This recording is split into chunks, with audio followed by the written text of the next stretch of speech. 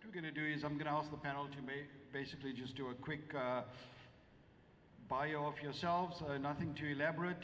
I spoke yesterday and I said that I avoid doing bios because when you do your bios, everybody in the audience sits and tries and calculates your age. Okay, so if you can manage that without giving your age away, then Mike, let's start with you, I think. Just a quick introduction and then we'll get cracking with the discussion in a few minutes.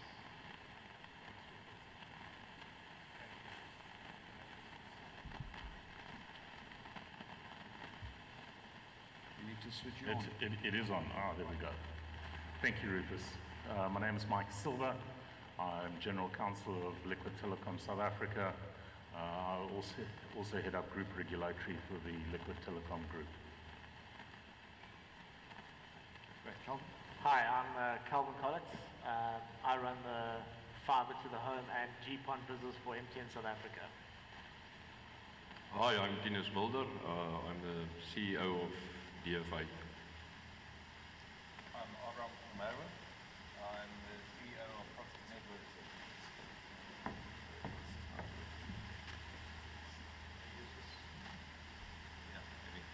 Thanks.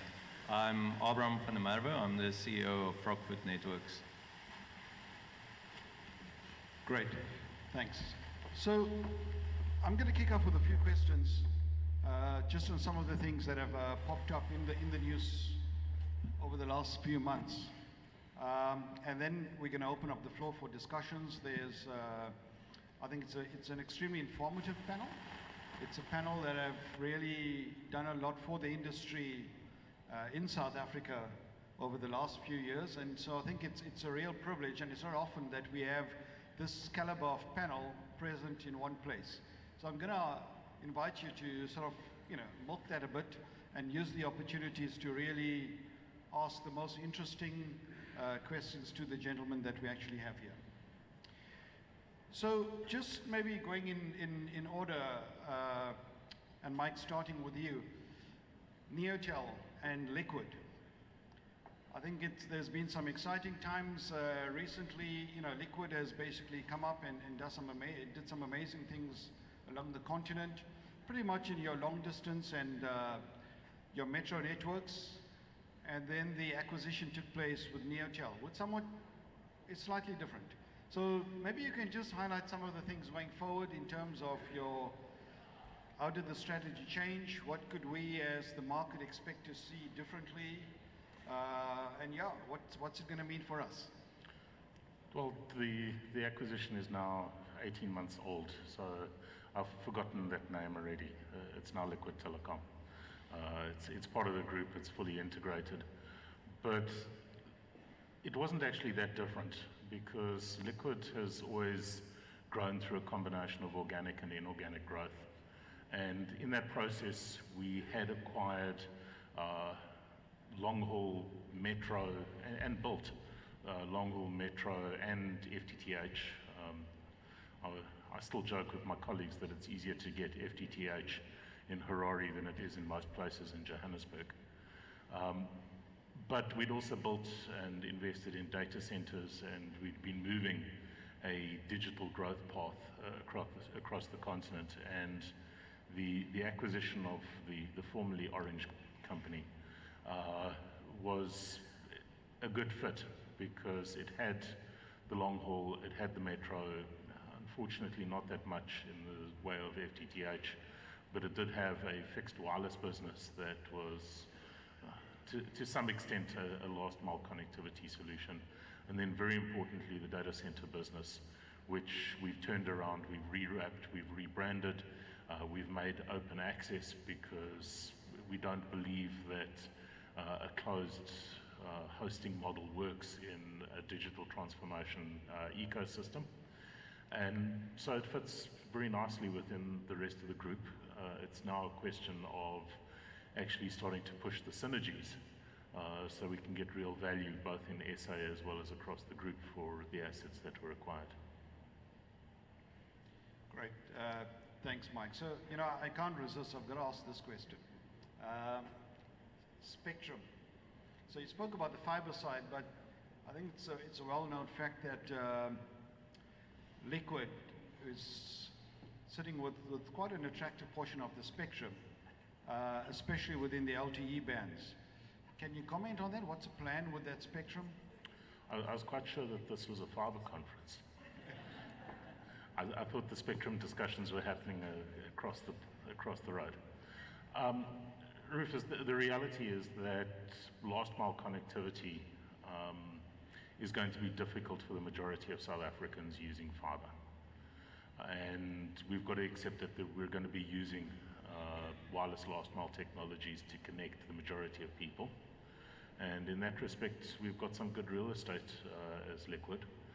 It hasn't been fully utilized. We've got some real issues sitting in 850 with all sorts of issues relating to interference, regional concerns, because we've been piled into a band using Region 2 technologies when we were a Region 1 country. So it gets complex, but we're looking at how we can best utilize it, keeping within the DNA of Liquid, which is as a wholesale company, partners with other operators, partners with our customers, delivering quality services. And that's something that has taken us a bit of time to get our heads around, and how to actually start extracting best value from those networks. But it's a process that I think we'll be seeing more of in the very near future. Great, yeah. So we watch the space. Hey, Calvin, In the meantime, hopefully my colleagues will carry on building fiber to base stations so that it becomes easier to get the backhaul there. Yeah, we're coming to that as well just now. But just before that, Calvin, you guys launched the supersonic service a couple of weeks ago. You know, I can't. Every time I think of supersonic, I think of Freddie Mercury and the Queen singing the song. And there's one line that sticks out: "You're going to make a supersonic man out of me." So I presume that's what you guys are going to do, right, in the market. So yeah, share a bit with us about that. So MTN decided about 18 months ago that fiber to home was a good idea, and they needed to get into the space.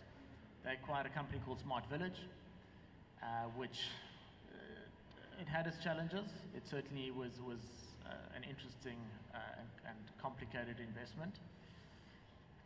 I started in March with the pure aim to consolidate all the GPON business into a single business. So we took Smart Village, the MTN fiber to the home business, and all the GPON business within malls, kept it in the Smart Village company, and there were two reasons for that. One is we wanted to leverage MTN's back-end network, but not get caught up in the complexities of an organization that size. So we're still able to be agile. We've got the network, we've got the brand and everything else that's behind it, but we're still able to be agile in the space. And I think fiber to the home specifically, you've got to be agile if you're going to win in the space. You know, you cannot have the complexities of a big organization. So that's the rationale behind launching a brand new brand. It is the first ever sub-brand of MTN's. So yeah, it's exciting, and I think there's a lot of exciting things to come. Great, thanks, Calvin. Tinus, you know, I was reading this week about the network in Soweto, the 5G network that was deployed there, and I guess the significance for us in a conference like this is we always say that 5G will drive more fiber, whether it's at the front haul or the back haul. But are you able to share some of, and I saw that DFA actually did the back haul for that. So are you able to share some of that with us? Yeah, sure. We provided Comsol with a 2 gig backhaul link from Soweto to Jericho. As a company and as a group, we're obviously excited about the opportunities that 5G can bring to the fiber industry. Fiber to the base stations is still the biggest part of our business. And we basically do it for all the big mobile operators. And we're working currently with them to look at solutions. It's going to be very capital intensive. So you need to work through the feasibility of the business case properly to make sure it will work. But we're excited about opportunities, and if you listen to the mobile operators, significant fiber rollout still to come. If they talk about the densification of 8 to 10 times, it is a lot of fiber to be built. Yeah. Is that part of you guys' deliberate strategy as well, to move into the old mobile enabling world with fiber? Yes, yeah. So we've been doing it for the last 10 years, and we'll continue to support our customers on that basis. We build it for them in rings, so it makes logical sense for us to continue with that investment. Okay, great. Abram, just from your side on Frogfoot, Frogfoot started off as pretty much, at least from what I know, a Cape Town-based small integrator, and has slowly, well, not that slowly, grown and grown and grown to do a lot of other things within the fiber space.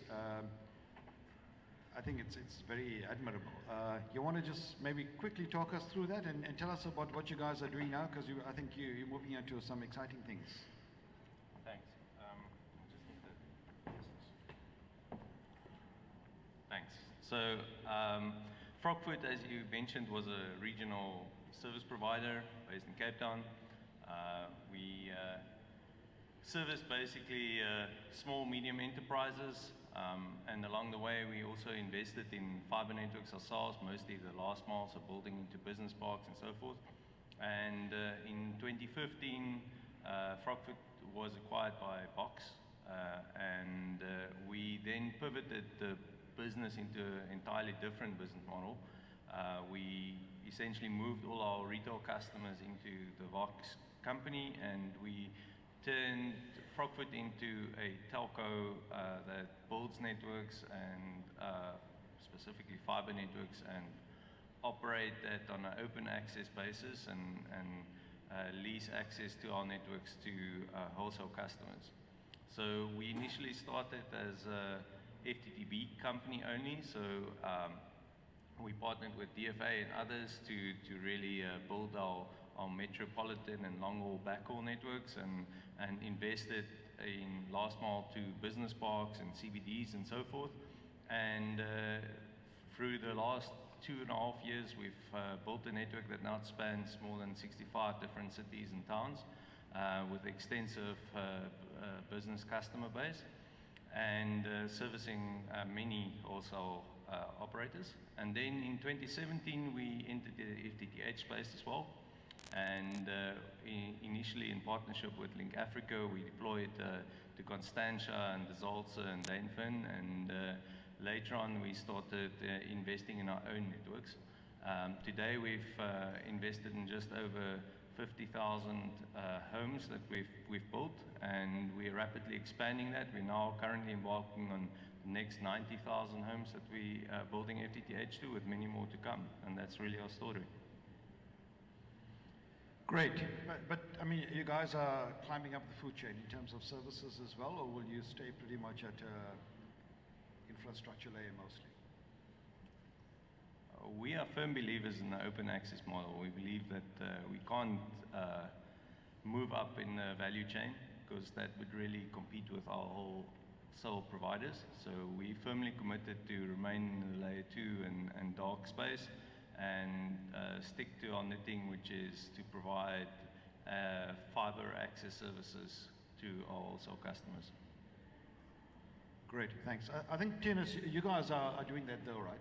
You're starting to offer more services, I think, especially wholesale business services and stuff, so you guys are moving in that direction. Yeah, we also, as Abraham mentioned, we're also a firm believer in the pure open access model. Our core business is still to provide dark fiber, but we moved about 3 years ago into the Metro Ethernet layer, just to make the fiber network more accessible to more customers. Dark fiber is fairly expensive, and by providing them with a connected service, we enabled a lot more of the smaller ISPs. Our long-term strategy is to remain open access wholesale. Nowhere in a 5-year business plan do you have any retail services in there. And it will remain like that. We will expand into adjacent areas like we did with Squidnet investment into the IoT network on the global Sigfox network. They will continue doing that. And we've also started building FTTH a few years ago when we acquired SA Digital Villages. They've also passed now about 70,000 houses. And then obviously our holding company is busy with the transaction with Vumatel. Right. Good. So at this stage, there's lots of questions that I have to, and I can still ask, but I want to open the floor. There's going to be 2 roving mics basically being passed around, and yeah, let's have some questions from the floor. I can see Andre's hand going up there, so it's one question.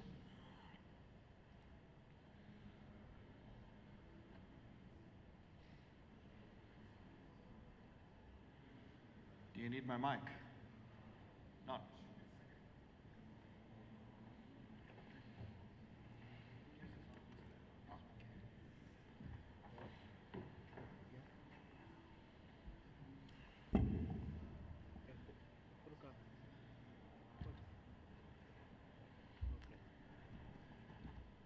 Good morning, Andre Hoffman, independent ICT consultant. Just a question in terms of the future. Sitting on the panel are 4 fairly strong vertically integrated operators who talk about open access, but when is the industry going to be mature? It's quite fragmented to get from one side of a town to the other, and we often have to talk to each other and share infrastructure, and I've seen frustration in many cases when it's very difficult to use each other's components, and I was just wondering whether there's going to come a time in the future where there'll be a little bit more maturity, especially from the bigger dominant players. Okay, who wants to take that? Abram? I just need a microphone. Sorry about that. So, Andre, just to answer your question, I think the concern that you raise is that there's a lot of vertical integration. So you have, for instance, Frogfoot and Box being a retail ISP, Frogfoot being an open access provider, and there's obviously concern around the interaction between the companies. I think from our side, we ever since Vox acquired Frogfoot, we always saw there was a synergy between, especially in the beginning, as a startup telco, to really gain density very quickly. Otherwise, the business model just doesn't make sense. So it made sense to really have a highly incentivized retail ISP that has scale, that follows you around wherever you build, but still operate at arm's length. Now, I realize that may lead to some concerns in the industry, but I think we've worked very hard over the last couple of years to prove that it really is 2 independent companies, and we can see that in the market share. Our wholesalers are now a much bigger portion of our network and customer base than Boxy's, and they're really just becoming any normal ISP. But it still helps us to actually have some of the lowest costs. In FTTH, we're 20% below market, and it really is a direct result of us knowing that we can get certain penetrations quickly, that we can actually, with comfort, go and invest in new areas, and that we'll always have a market leader that will follow us around, and it creates this competitive environment between all the retail ISPs. FTTB as well, we never would have been able to gather as much momentum as we have if we didn't have Fox actually following us around. But I think with us in the group, from a competition point of view, as well as just purely from a business model point of view, we firmly believe that, it has to remain 2 separate entities with Chinese walls, and that the one is really a telco operating independently, and the other one is a retail ISP that interacts with this telco on the same level that everyone else is. And we've seen the same model being replicated, maybe to your frustration as well. We see RSA Web Octatel, we see OpenServe Telcom, and many other examples like that. And it really just is a testimony to the fact that, at least in an incubation phase, it's required to actually have that synergy. And as the market matures, a greater distance emerges between the retail and the wholesale side. And we're seeing that now. But in the beginning, in this phase where it's really a land grab, where we have to actually invest billions of rands in capital infrastructure, a key driver is really how fast you can actually achieve that penetration. I think, Mike, you look like you want to say Yeah, something. Aaron, there's no need to protest so much. There is only one dominant player within the fixed line environment in South Africa, and they're not on the panel. The investments that we've made collectively pale into insignificance when compared to their network. Part of the issue has been that we've got a regulator that has not enforced the facilities leasing regulations to a large extent. We have local loop unbundling that has never been given effect to.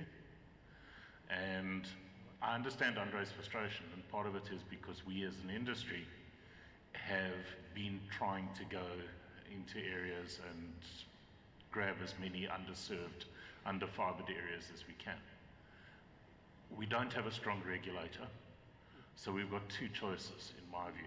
The first is that we wait for the regulator to wake up because there is inappropriate behavior and to start actually enforcing the facilities leasing regulations. And generally when we have top-down regulations imposed on us, it's not necessarily the most effective and efficient way of organizing our business operations.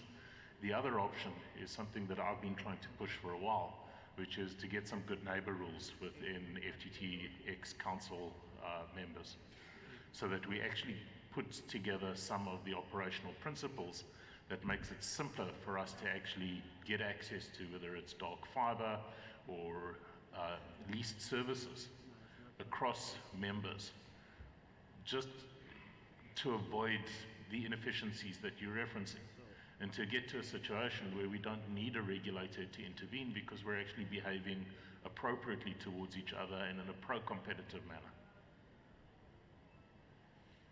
Interesting.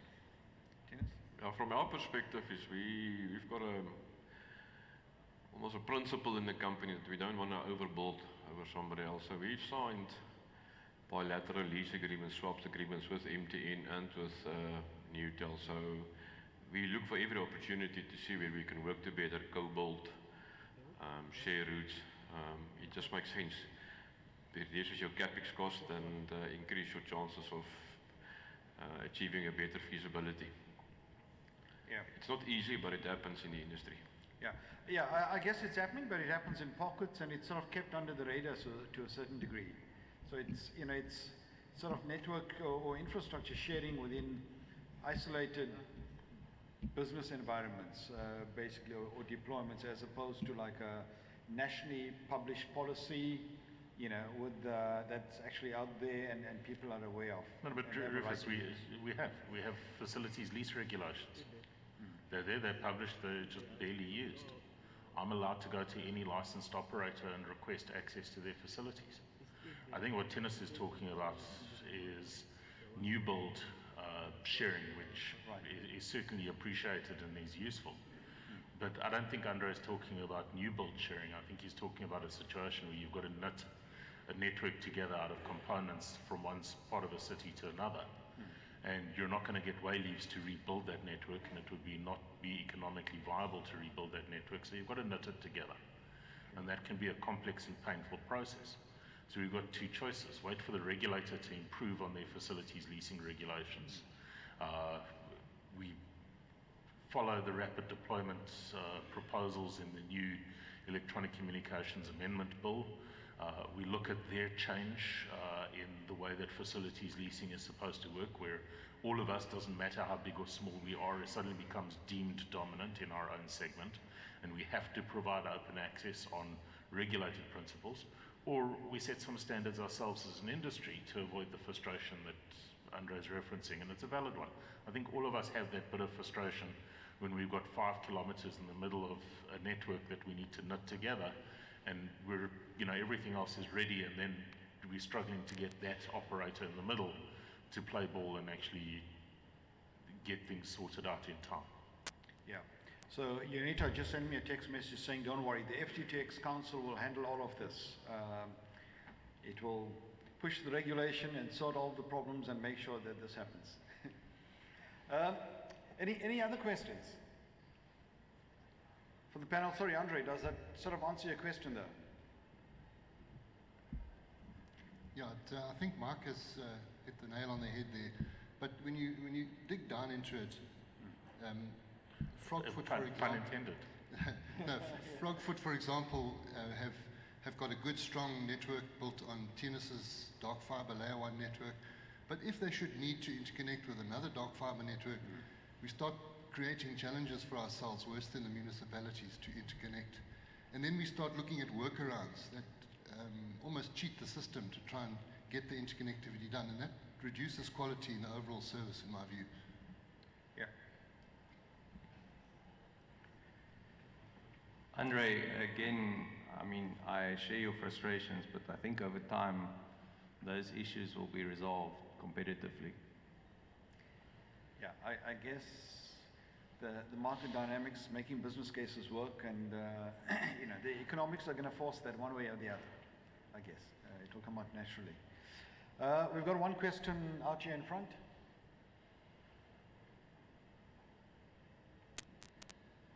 Calvin, Johan Kruger, Eurotel.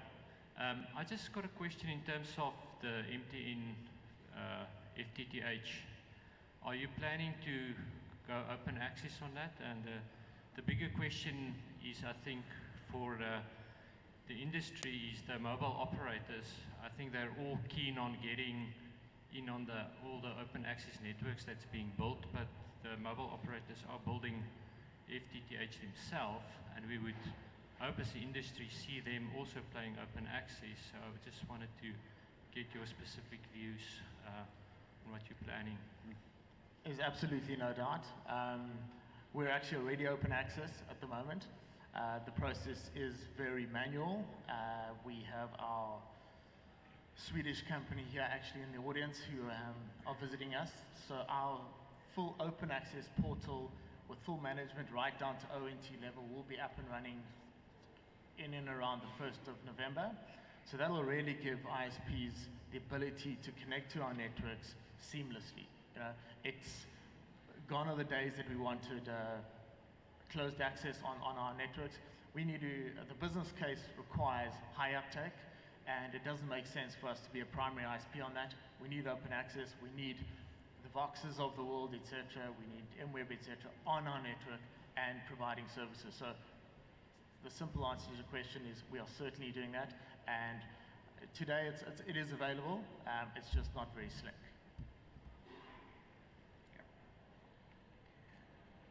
Does that answer your question? Okay, great. Any other questions?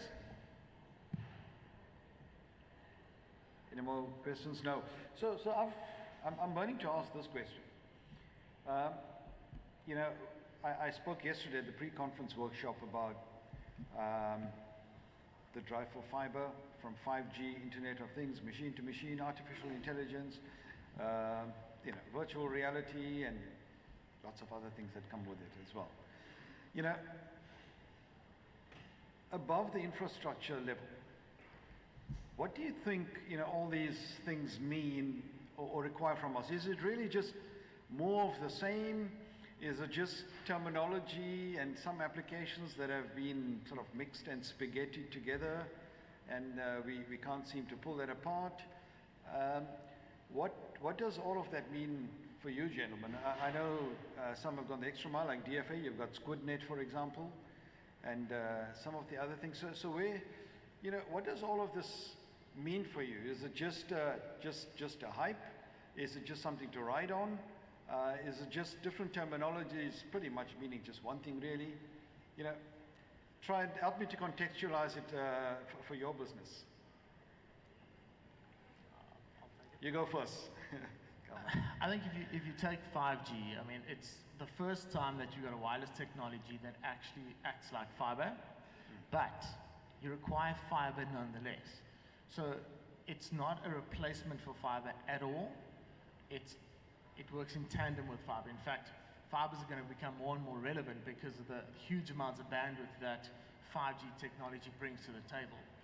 So 5G it's a microcell technology, so there's going to be, as you said earlier, 8 to 10 times the footprint. So it means 8 to 10 times the number of base stations or microcells, endless amounts of additional fiber that goes into that. So I think 5G is a real technology. It's, by spec, it's less than 10 milliseconds.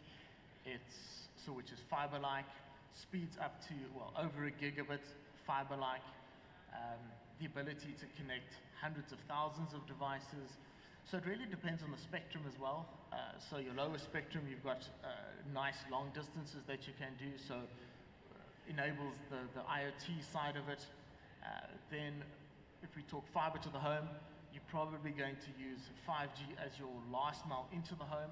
So you bring fiber right to the estate, and then instead of having to trench up the entire estate, use 5G just to get into the home.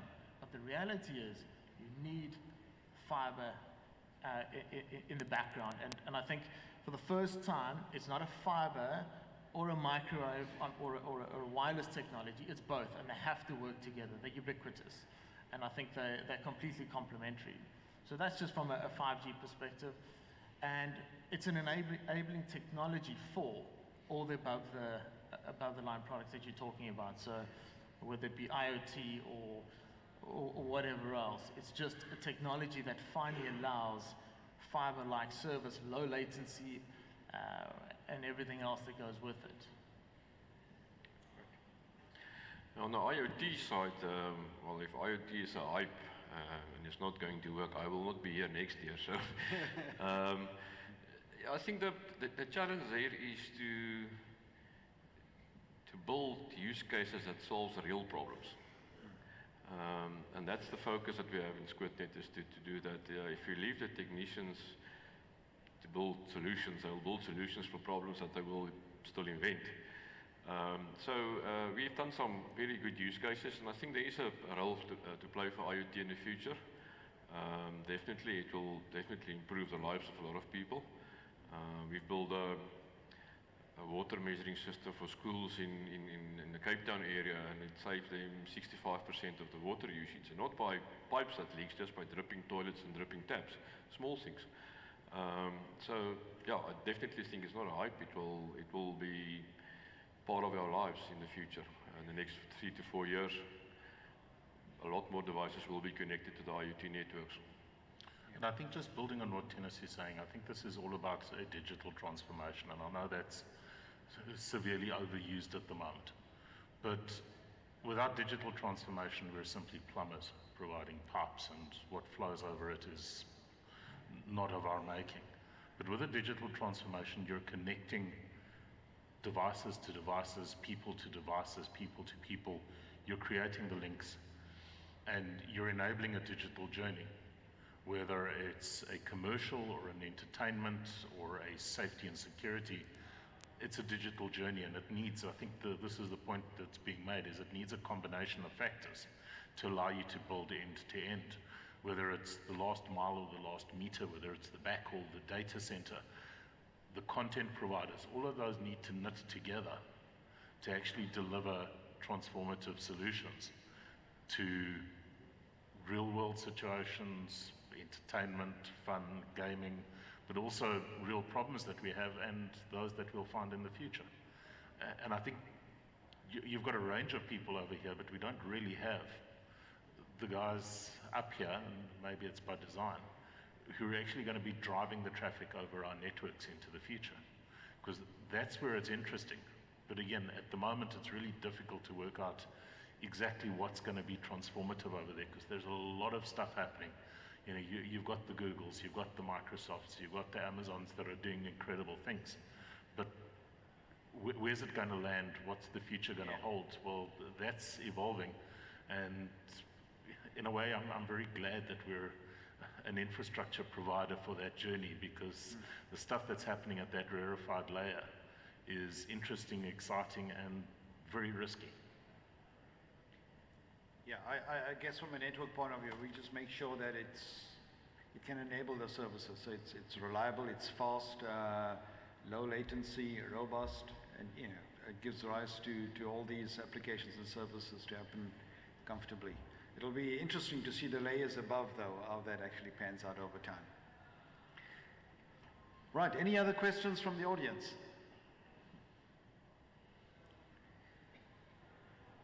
Nothing more. So I'm going to, in closing, what's the one? Did I miss it? Okay, there's one question out in front. In fact, there's two.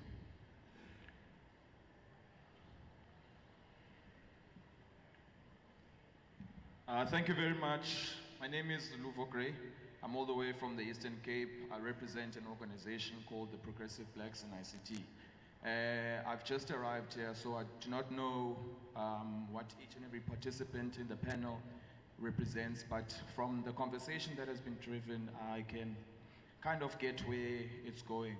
As a member of an organization that's in the ICT, the membership of about 1,300 members nationally, I'd like to ask, what sort of partnerships can small businesses, in particular the Eastern Cape, can have with people like yourselves so that we can empower ourselves, so that we also benefit from 5G and all the technologies that are coming in the future? Thank you very much.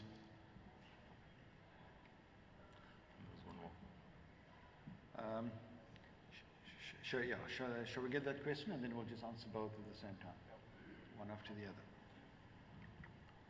Hi.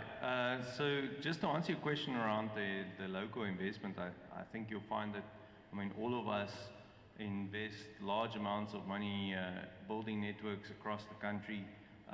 For instance, we're now deploying in Port Elizabeth, in George, and various other places extensively, and all of us make use of local contractors in each of these regions. So we're a huge source of job creation.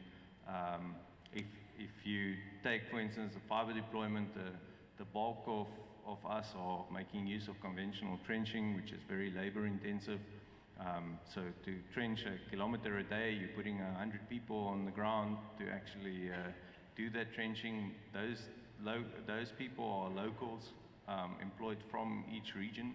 So definitely this is a great source of job creation. And then I think it's also, as others have alluded to here, I mean, what we're building here is really the equivalent of roads and buildings and so forth. The exciting part is not actually what we're doing, we're just laying the foundation. The exciting things are what's layered on top of this. So we can't even begin to imagine how this is going to affect the community, to have decent connectivity that other business models can actually be layered on top of. So that's really the exciting part of this, is that it's a 100-year investment that we're making into the whole country and into the upliftment of society in all these areas where we're investing. Can I disagree with you, Abram? Because we're experiencing, and I think, Tinus, you've had the same issue, we're experiencing a lot of frustration from local communities, local business fora that started off with very legitimate interests to try and get jobs for locals, to ensure that people had real opportunities, and they've turned, unfortunately, into a situation of extortion of some of these local business fora that are literally trying to charge a fee for entering their area. Not uncommon to what happens elsewhere in the continent. And I think part of it is because as an industry we're stuck in a very difficult position, because we can't just take people off the street to dig trenches. We've got quality issues that we need to look after. We've got health and safety, we've got training requirements. You can't have a situation where you issue somebody with boots and vest and uniform, train them up and use them for a 5-kilometer stretch, and then they don't have a job anymore. They worked for a few days, maybe a few weeks.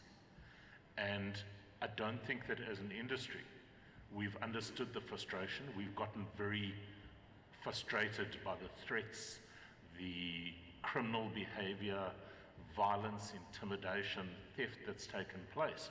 But we also haven't recognized how we can contribute to communities. And more than just giving a few people some trenching jobs for a short period of time, but actually upskilling people so that they can be doing local maintenance and starting to provide services on top of our networks. And I think as an industry we need to think about that quite carefully. I don't think it's us specifically. I think it's across the ICT industry.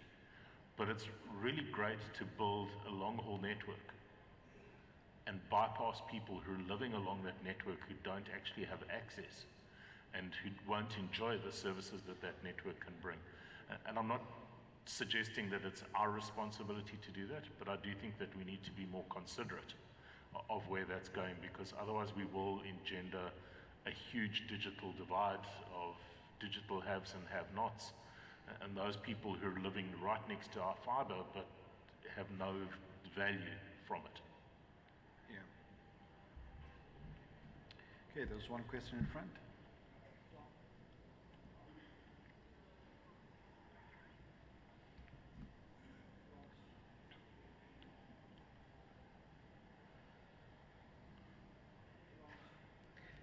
Okay, seeing that you're close enough to the front, you can stretch your vocal cords.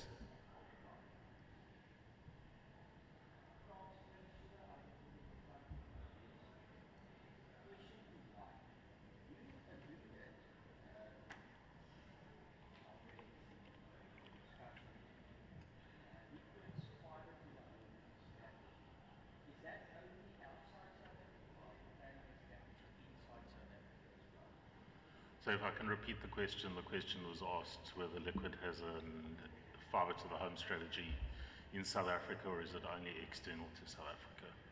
So at the moment, if anybody knows Liquid, you'll know that nothing is off the table. We'd certainly looked at, prior to the acquisition of the Orange Monster, we'd certainly looked at some FTTH opportunities in South Africa and passed on them. We saw far better margins in industries or in countries outside of South Africa where there was less competition, there was less of a land grab, and to be honest, the margins were better. I think that there is some really interesting work that's going on in South Africa, and to be honest, I think that our competitors have done an incredibly good job in the FTTH side of things. I think that if we were to come in now, it would either be on the basis of a consolidation, or it would be on the basis of competing with guys who are doing a great job and will really struggle. So, or there's potentially a new business model which will evolve over time. But I can't see us just throwing our hat in the ring in an already reasonably congested space with guys who are doing a pretty good job, and a whole lot of people who are on the fringes trying their luck in areas and doing bits and pieces here and there. But I suspect, you know, Tennis's holding company is already starting with one consolidation effort. I suspect there'll be some others, and we may participate in those into the future. But for now, I would rather show due respect to my colleagues who are doing a good job in that space and focus on the areas that are not currently as well served as the FTTH market. Thanks, Mike. Any other questions? One in the front and the right. Topic. My question was actually reverse to what we were just answering. The question was to broaden the horizon. Are there any plans afoot to expand into the access fiber market outside of South Africa for the panelists? And yes, Liquid is already there. Mike said you can get better FTTH connection Harare than in Johannesburg. MTN obviously has operations through a couple tens of countries across Africa and the Middle East. Perhaps also DFA or Frogfood. Vox disposed of some of its African assets, but maybe time to go back. Thank you.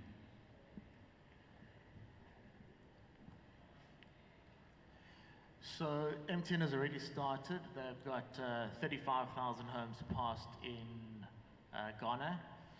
Uganda's currently got 15,000. So there's certainly a push up into Africa. And I think the closer they get and the more the model actually evolves, there was definite focus on making sure that there's fibre to the home in the rest of Africa. We've seen what Mauritius Telecoms have done, so I think there's definitely a business case for the rest of Africa, and it just makes sense. And MTN's got the footprint, so it will certainly be part of the strategy, and especially if 5G becomes part of that strategy. I mean, it's back to the point I made earlier: fiber to the closest tower, and then maybe 5G to the actual home. So not right into the home, but I think that's still part of the strategy at the end of the day. Thanks. Just Janice and Abram, you know, we know that Liquid and MTN are strong players in Africa. Are you involved in the rest of the continent at all, or any plans? We've looked at a number of business cases before to expand into Africa. We haven't really pulled the trigger yet, but part of our strategy is to look at capital cities or metros in Africa and see if we can add value and build a feasible business case. But at the moment, the focus is mainly South Africa. We are doing small investments in Zimbabwe at the moment, but it's not really significant. So focus South Africa.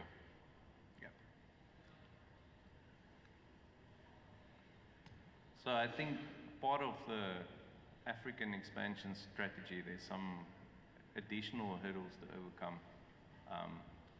So we have a very large population in the rest of Africa, but a different kind of target LSMs to what we have competed for in South Africa to date. I mean, if you look at the homes that's been passed and connected, it's really at the top echelons of the spectrum. So the same challenges that we have in South Africa is like if we want a larger addressable market, we have to kind of move down into lower income households. And I think the answer to unlocking Africa in general lies in making those business models work in itself. And I think all of us to some extent are experimenting and moving into these lower household income groups, making those business models work, and that really goes hand in hand with African expansion. Okay, thanks. So just before I wrap up again, we'll try and wrap up. Any other questions?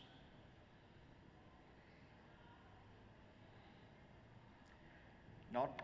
So here's a testosterone moment for you guys. Are you remarking of the fact that this panel is remarkably pale and male? I can draw the similarity with testosterone and male. I'm not sure about the pale part, but anyway, take 5 years from now. What's it? 2023, right? What speed? So within your networks, whether it's directly to the end user or through a service provider, in as much as you can control, what speed do you think the end user will be able to achieve 5 years from now? So I think FTTX Council has already done some good work for us there, and I saw some charts 2 or 3 years ago that estimated within the next 10 years the average household will use 30 gigabits per second. I don't think that's far off. I think first of all, the number of devices in the average home is exploding. We're seeing so many different devices. I think also, I mean, the technology is there. We're already trialing 10 gigabits per second in FTTH. I think for us, the concern really is around content, because I mean, there's no point in building a product that's at a certain speed when there's not really a demand for it. There's significant hurdles that we need to overcome within households. So, for instance, you know, if you have a 10 to 100 megabit link, then you can get away with one access point in your house, and most of your devices can fully utilize the capacity of that router. Once you start moving to, say, gigabits per second, then suddenly, I mean, you start having devices that cannot cope with that speed because they are CPU-bound issues. You start having issues with your Wi-Fi, suddenly you have much higher density Wi-Fi that's needed in your house. You need to move to AC just to get to anywhere close to a gigabits per second. And it becomes a significant investment and a complicated investment within the house. So what we're finding today is that, I mean, the ISPs, various other companies are starting to target those problems and actually solving those problems, and that kind of unlocks the next phase. So once you actually have the network in your house to take advantage of the higher capacities, then there will be adoption of the higher capacities. We're seeing how do we actually stimulate more content and more sources of content? How do we actually get greater adoption of devices that end users can use? Because that drives the higher speed. So I don't think it's a question of like, can the networks actually scale fast enough, and will the network scale fast enough? I think the networks would scale fast enough, and in fact it's currently leapfrogging what the adoption is. But I definitely think that, 5 years in this industry is a long time. We don't even know what applications will be used in 5 years, and we can just see the great adoption on fiber networks with the number of devices going live on those networks and the uses that they are being used for. I mean, if I take, for instance, in my own household, with fiber, suddenly things like audio streaming, video streaming, the kids watching YouTube every day on their iPads, that sort of stuff are not normal. I mean, we all expect it. I mean, to the point where, I think last year I went on holiday with my family in Seychelles, and my son was trying to watch Peppa Pig on my iPhone and was complaining that it was actually not smooth video. I mean, that's kind of the standard that the kids now expect, is that things must just work and there must be no stutters or delays or that sort of stuff. And that's really driving the adoption, is that we have this whole new generation that expects this and is using it in ways which we don't even know yet. Yeah, I don't think you have to worry about latency issues with Peppa Pig. Teletubbies maybe, but not not Peppa Pig. Anyone else? Do you think he's talking about child's play, or anybody else with more aggressive takes on it? Or? When you buy fiber to the home, you buy a package, speed and data. When you buy a mobile contract, you only buy data. So what will 5G do to this? If the 5G provides a low latency that is promised, will you still buy speed to your home, or will you just buy data? Well, I mean, there's definitely kind of in fixed broadband, it's always been cyclical. I mean, you get the phase where buying per megabyte or per gigabyte or per terabyte and so on is kind of in vogue, and then you get kind of like an uncapped wave, and then it kind of cycles through that. So I think the only reason why the mobile consumption is still kind of data bound is really because of the cost of maintaining those networks, and that selling this on consumption base is really a way to drive down adoption of the network and actually make it more economically feasible. I think fiber just overhauls that. I mean, it's just open the taps, use it as much as possible. I think also the move into 5G and 6G and so forth, when the density of base stations will increase exponentially, I mean, that will become less and less of an issue as well. I mean, it will be less data consumption and more kind of utility-like. I mean, you don't care about how you buy water or electricity or any of these utilities. You just want it to work, and you want it to be cheap, and it must just work forever. But I think that's one of the critical issues, and Abraham touched on it earlier, in terms of higher LSMs. It's great. Those of us living in developed urban environments with wealthy neighborhoods and leafy suburbs, we expect water and electricity just to work, and we get very upset when they don't, and we put in our own backup solutions.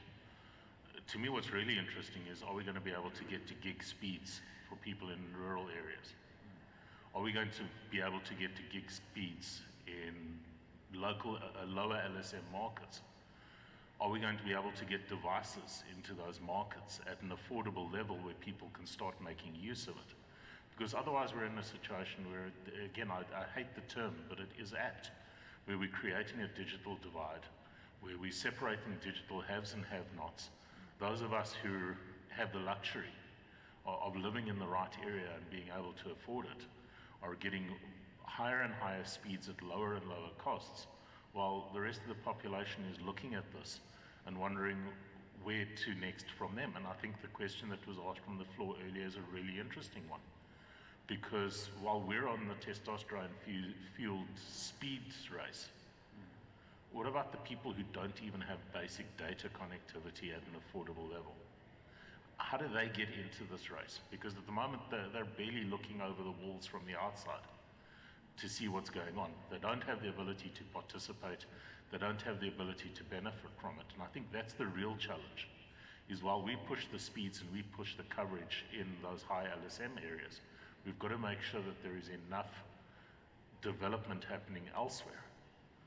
And again, Tina's touched on it in terms of the Soweto trial, the 5G trial. We've got to make sure that we've got our backhaul out there. We've got to make sure that we enable, not just in the high LSM areas. And this is part of the reason why Liquid decided not to chase the South African FTTX market. Because the high LSM areas are very well saturated, and as a country we don't really have a strategy for lower LSM areas. Yeah, I think it comes back to a combination of fiber and wireless technologies. The only way you're going to actually deliver a cheaper solution to the masses to be able to actually get them and bridge that digital divide. And whether it's 5G is the technology or open spectrum type technologies, it depends. Especially in rural areas, there isn't a lot of interference. So I think there are a lot of potential ways of doing that. And with the base stations, and as Tinus was saying, they're doing a lot of fiber to the base stations as well. You know, as long as there's fiber to the base stations, we can then use different wireless technologies to actually get access to the rural areas. I just don't think it'll ever make sense to actually put fiber into a very rural area, but it certainly makes sense to put some form of wireless technology. And whether it's done by a mobile network or any other innovative player out there, they've got to just, it's back to your original point or to the question that came up. As long as you've got access to the towers and you're able to share that infrastructure, you can actually start to do innovative solutions in specific areas. And I think that's the model that we've got to start to look towards. Yeah. So I tend to disagree. I do think that fiber is coming to rural communities. I think we've been lucky. I mean, the natural evolution of this fiber deployment and telecoms deployments, you go for the highest paying customers and you start there, you build scale, and then you move down the value chain. But I mean, there's most definitely the numbers sit in the lower LSMs. So we're going to run out of stock in the higher LSM soon. We have a number of large construction companies that's now in this game. They're not going to stop building. They're going to continue building, they're going to continue investing, and they're going to find new and enough ways to actually move down into these lower LSMs. And we're not talking years. I mean, we're there.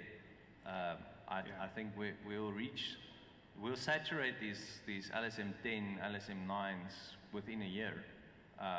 So then there's only one place to go. It's go down in the lower LSM. So I think within the next 2-3 years, I predict a large percentage of LSM 6 and up in South Africa will be covered by fiber and by 5G and other technologies, and it will go even lower than that. And there's also a magic threshold once you get to a certain level of affordability. Then it becomes a large African expansion strategy, and that's obviously a big carrot for all of us. So I think everyone is very much focused on making this business model works, driving this scale up, driving the economies down. I think it's a very exciting space for everyone in the country. Great. Thanks, Abraham. So before I get kicked out by the program director for running over time, I'm just going to try and wrap it up. I think, you know, what's exciting is we're ending the discussion on quite a pertinent, very important point to actually consider going forward. I think what's encouraging to me is that as densification happens, you get more but smaller.